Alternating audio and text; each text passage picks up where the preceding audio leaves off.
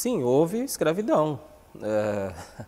Ao longo de todo o período do Império, até as vésperas da abolição oficial, houve processo de escravidão em Ribeirão Preto. E grande parte da riqueza, se não a quase totalidade da riqueza dos barões do café, vem do trabalho de pessoas escravizadas. Você tem um processo, ao longo de toda a República, de manutenção da ordem escravista. Isso na dinâmica nacional e aqui também na dinâmica regional, tá? Paulista e ribeirão-pretana. Bom, a lei de imigração, ela vem junto com um conjunto de leis e ela se aprofunda, né, em paralelo a um conjunto de leis, como a lei da vadiagem, a lei da diminuição da maioridade penal para 9 ou 12 anos no máximo. Agora, desculpa, mas a lei da diminuição da maioridade penal, a lei da vadiagem, a criminalização da capoeira, elas vêm junto com a lei da imigração, onde você tem um processo, e a lei da imigração, onde você não tem a possibilidade de manutenção de vinda de não brancos para o Brasil. Então, aí você já tem um processo de higienização. E praticamente, você tem um processo que vai em paralelo, se fortalecendo com a eugenia, no mundo e no Brasil. Tá? Esse processo eugênico, racista, que vai resultar, inclusive, no nazismo e no fascismo, ele é uma das bases da organização do Estado brasileiro e da sociedade brasileira, nas seus diferentes espaços, inclusive aqui na região, é uma lógica eugênica. Tá? Essa lógica eugênica, ela dá a dimensão da dinâmica social brasileira, ao longo de toda a República. E como que, né, nessa Constituição da cidade de Ribeirão Preto, especificamente, como que esse racismo e essa eugenia se manifesta de forma prática? Tá. Você tem a exclusão de populações negras de diferentes espaços, por exemplo, do Jardim Público, né, Praça 15 de Novembro, à época, no começo do século XX, até, né, meados do século XX, até a década de 60, você tem separação e a reclamação, né, das boas famílias, na verdade, das populações claras, quanto à presença de negros no Jardim Público, a pedida de corretivos policiais para negras. Você tem os negros, até a década de 30, muitos negros andavam na calçada, com as mãos para trás, de cabeça baixa. Isso era uma lógica que parece natural e que não era escrita, né? Não eram normas escritas, mas eram normas efetivadas na sociedade. Como, por exemplo, também negros não entrarem em clubes, vários clubes, sendo barrados em clubes, diferentes clubes, negros não podendo entrar em muitos restaurantes, e assim por diante. Né? E também, no sistema público de educação, você tem a perseguição a populações negras, no mínimo até final da década de 60, em Ribeirão Preto. Tá? Então, na verdade, esse termo, organizações negras e processos identitários, é uma concepção, né, fundamental para nós entendermos que política, né, de uma forma ampla e verdadeira, e não restringir política a apenas algumas formas de atuação, como partidos políticos, sindicatos e outras formas ligadas ao Estado, né? Formas oficializadas. Então, as populações negras, como foram marginalizadas ao longo da história, e principalmente também por diversas formas na República, as populações negras buscaram e buscaram e efetuaram, tiveram capacidade política o tempo todo, capacidade criativa, de estabelecer formas diversas de se organizar, para se posicionar na sociedade, para a superação do racismo, para enfrentamento do racismo e para construção de outras narrativas a respeito de si, do mundo, para a construção de outras formas de sociabilidade, de relações, para além da lógica racista imperante, dominante. Então você tem sociedades recreativas negras, pelo menos 12 até 1950. Você tem que essas sociedades recreativas que tinham diferentes ações, como auxílio mútuo a negros e negras, como a realização de bailes, e bailes num sentido muito importante que eles têm, e depois eu posso falar a respeito, se for o caso. Também ações de organização de times de futebol. Os negros não podiam jogar em muitos times na sociedade brasileira, e também como eles não entravam em clubes e como eles não participavam de muitos lugares aqui em Ribeirão Preto e na região, os negros tinham seus times de futebol também. Dormir de touca, por exemplo, é uma gíria que a gente usa ainda, usava até um tempo atrás. Dormir de touca diz respeito à necessidade de você, quando era um negro menos escuro, um mestiço, vamos dizer assim, entre aspas, você passava Gumex no cabelo ou qualquer outro produto e punha uma touca, e depois você passava pó de arroz, para você ficar mais claro, para você ficar com o cabelo mais liso e poder, de repente, ser aceito em algum time, mesmo de várzea, de mais da boa sociedade, de mais status, ou nos times oficiais. Então você tem no futebol, organizações negras, você tem grupos de teatro. Aqui em Ribeirão Preto você começa na década de 60, final de 60, 70, mas você tem, por exemplo, o Teatro Experimental do Negro, no Rio de Janeiro e São Paulo, e várias outras formas de teatro.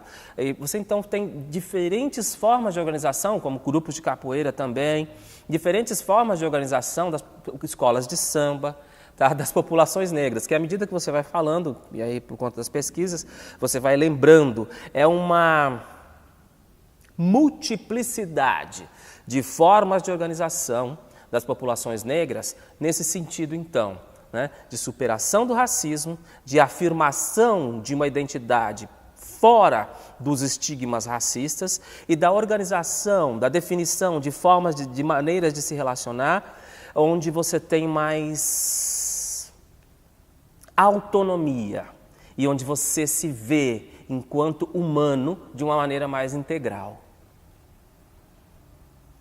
E especificamente aqui, a UGT e o Clube José de Patrocínio, eles se configuram como um desses espaços?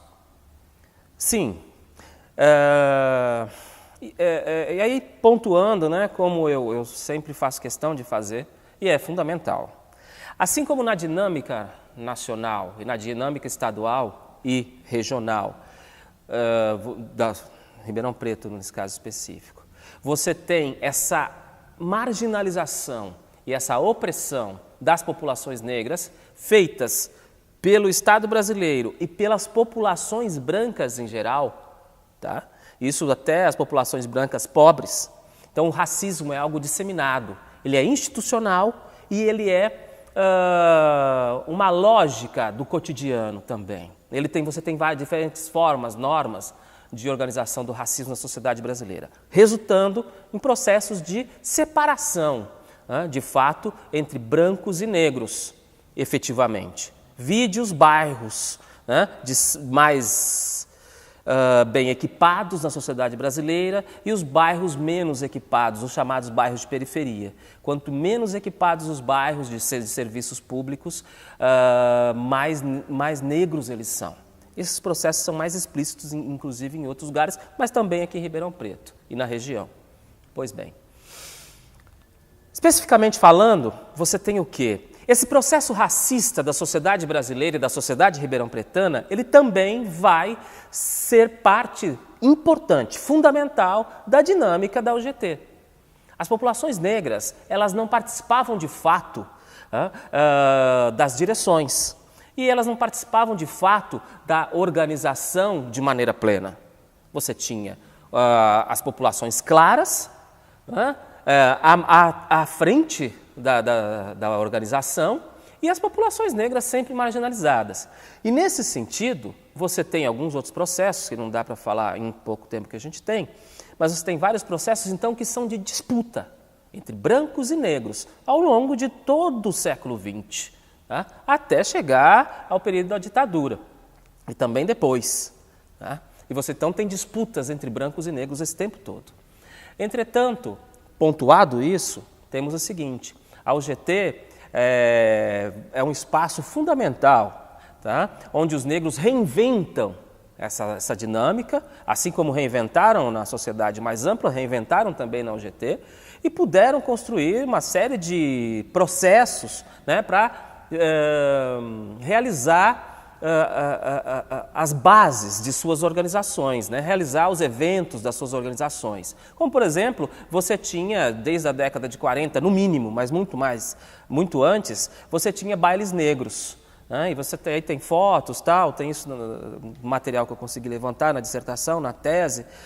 Bailes negros, você tem concursos de beleza, você tem eventos vários, que são, na verdade, eventos para gerar narrativas de humanidade das populações negras, para si e para a sociedade. Né? Então, esse espaço, não esse espaço físico, mas essa organização e esse espaço físico, eles são sim, o espaço e a organização, fundamentais, né, importantes na organização das populações negras, na superação do racismo, e isso com todas as lutas que os negros tiveram que fazer, inclusive com os brancos que dirigiam a UGT. E para relembrar, assim, de supetão, talvez essa palavra não é muito boa, mas tudo bem, é importante a gente afirmar o seguinte: as relações na sociedade brasileira, e aqui particularmente, inclusive nessa instituição, elas só podem ser entendidas de fato a partir da abordagem de classe, da abordagem étnico-racial e de gênero.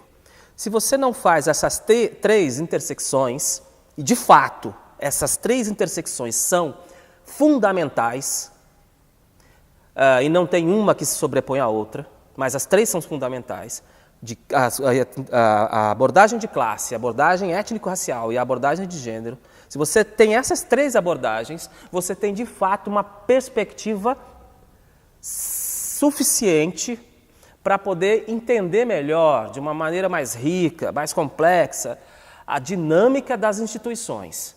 Por isso, olhar a UGT, ou olhar a sociedade ribeirão-pretana, ou olhar a dinâmica do Estado brasileiro, da sociedade brasileira, apenas a partir do viés de classe, ou colocando o viés de classe como um pressuposto para outros aspectos, o aspecto étnico-racial e o aspecto do gênero, você não entende a sociedade brasileira e muito menos vai entender a UGT.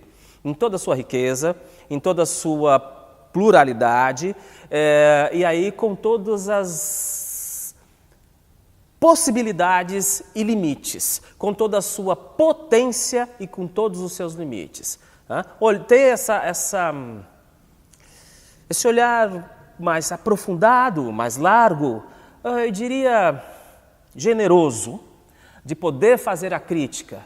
Nós, todas, podemos fazer a crítica, mas fazendo essa crítica com base nesse olhar mais amplo, onde questões de gênero, questões étnico-raciais e questões de classe são questões, as três, fundamentais. Né? E por isso entender que aqui também se deu racismo, mas aqui também é espaço de superação. Né? Aqui também é espaço importante para a luta da classe operária brasileira, para a luta da classe trabalhadora brasileira e para as populações negras também. Tá? É nesse sentido que eu coloco a riqueza e a importância da UGT, com essa crítica para ser honesto. Tá bom? O processo é lindo, sabe? É muito bonito. Porque quando você fala, quando você pensa em organizações negras, ou quando você for pensar, por exemplo, em qualquer outra forma de organização de povos no mundo, para superar a opressão e para se posicionar no mundo de maneira autônoma, rica, humana, né? Todos esses processos são muito lindos, com todas as suas dores, com todas as suas angústias, com todo sangue, lágrimas e tudo mais, mas com todas as conquistas, com todo o simbolismo, com todas as realizações das populações, dos grupos humanos. E nesse sentido, você tem, por exemplo, um sujeito, um personagem, como Pedro Paulo,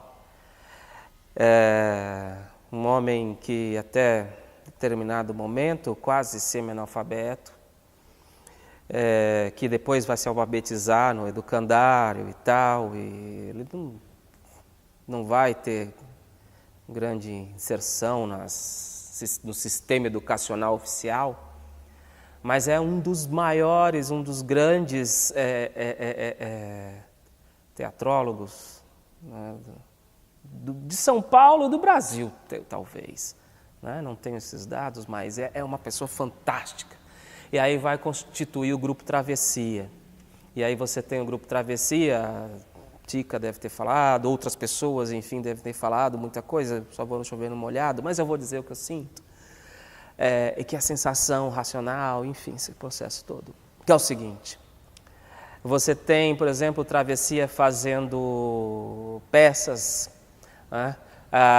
O Negro Falado e outras peças, colocando a beleza, colocando a beleza e a possibilidade do negro enquanto ser humano integral.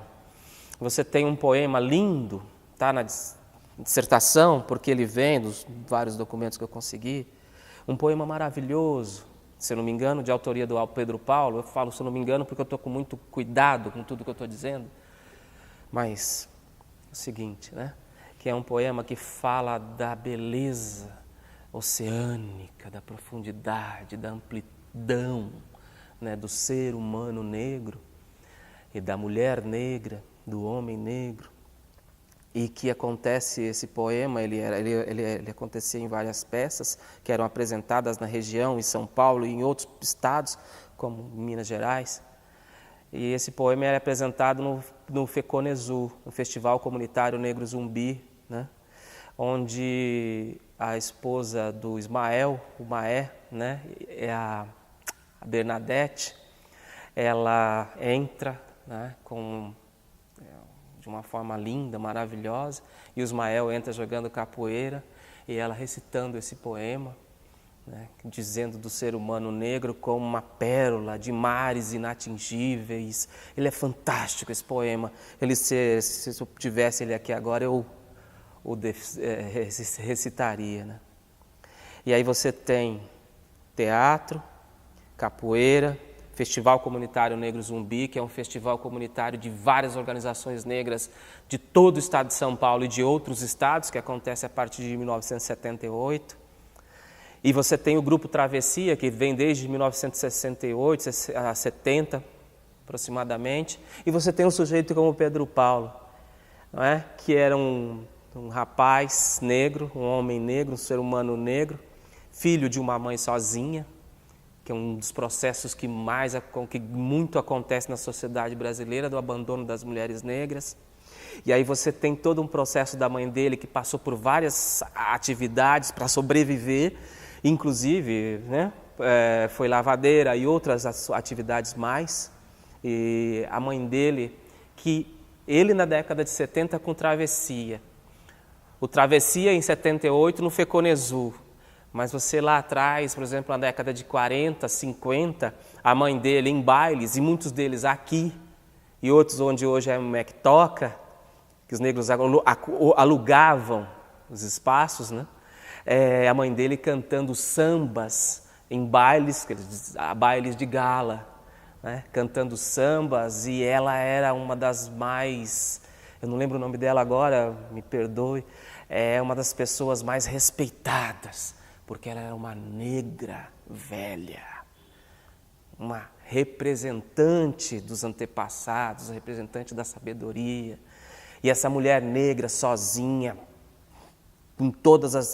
na miséria, com pobreza, que o filho vai para o educandário, ela deu base para esse filho, que é um dos grandes artistas, né, da sociedade brasileira, o Pedro Paulo, e que tanto fez, né, com Travessia, os diálogos do Travessia, diálogos, eu digo, das produções do Travessia com o grupo Cativeiro de Capoeira, depois do Feconezu, a organização de negros no Triângulo Mineiro, no Rio de Janeiro, em São Paulo, e depois os bailes black, as mulheres negras que na década de 60 ainda tinham que alisar o cabelo com gordura e ferro quente, e que na década de 70 podem sair com seus blacks e se afirmar enquanto seres humanos no concurso de beleza negra, na década de 70 e depois na década de 80, inclusive aqui tem uma foto, aqui, na década de 80, no concurso de beleza negra,